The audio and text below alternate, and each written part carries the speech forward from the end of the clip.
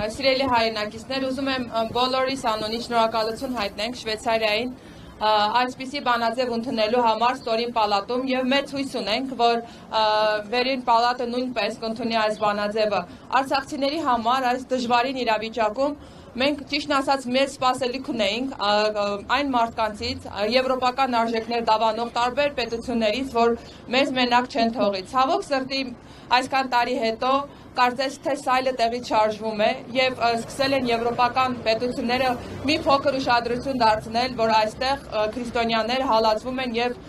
միակ բանը, որ մեր ցանկությունն է, դա հետ վերադառնալ տունն է։ Եվ այս բանաձևերը կարող են ինչ-որ չափով գոնե ճնշում գործադրել Ադրբեջանի վրա եւ տեսնել, որ հայ ժողովուրդը արցախցիները մենակ չեն այս պայքարում։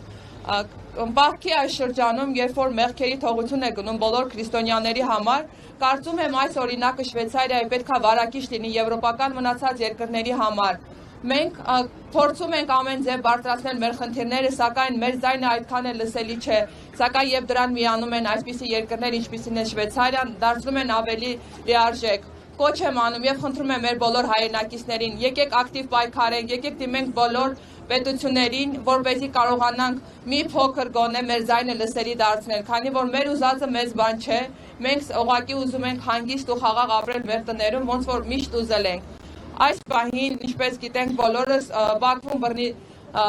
դատվում են մեր հայրենակիցները ընդամենը նրա համար, որ հայ են ու քրիստոնյա, եւ կոչ եմ անում կրկին այս պահքի շրջանում բոլոր երկրներին, նաև դեսպաներին, ովքեր որ հիմա գտնվում են Ադրբեջանում, քրիստոնյա դեսպաներին գնալ եւ դեր կանգնել իրենց հավատքը կիսող անձանց, ովքեր որ ուղղակի դատում են, որովհետեւ հայ են ու գտնվում են այնտեղ։